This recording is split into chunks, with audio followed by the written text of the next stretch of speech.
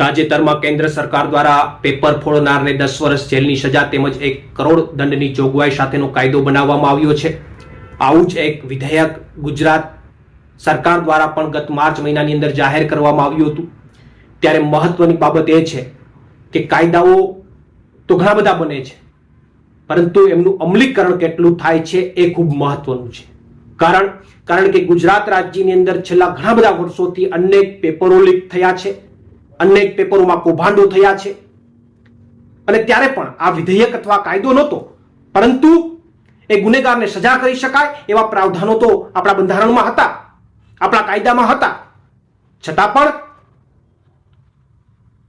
આજે એ ભાજપ સરકારને મારે પ્રશ્ન પૂછવો છે કે પ્રાવધાનો હોવા છતાં પણ આજે કેટલા ગુનેગારો જેલના સળિયાની પાછળ છે?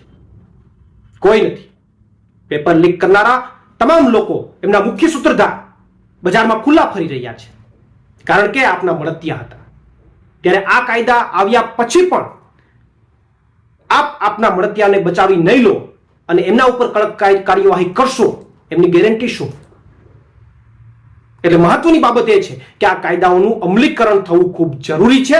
જો અમલીકરણ ન થાય તો એમનો સીધો મતલબ એ થાય છે કે લોકસભાની ચૂંટણીઓ આવી રહી છે, આ ચૂંટણીમાં જે યુવાનો આપનાથી નારાજ છે એને આપના તરફ લેવા માટેનો માત્ર ને માત્ર આ પ્રયાસ છે, એનાથી વિશેષ કાંઈ નથી।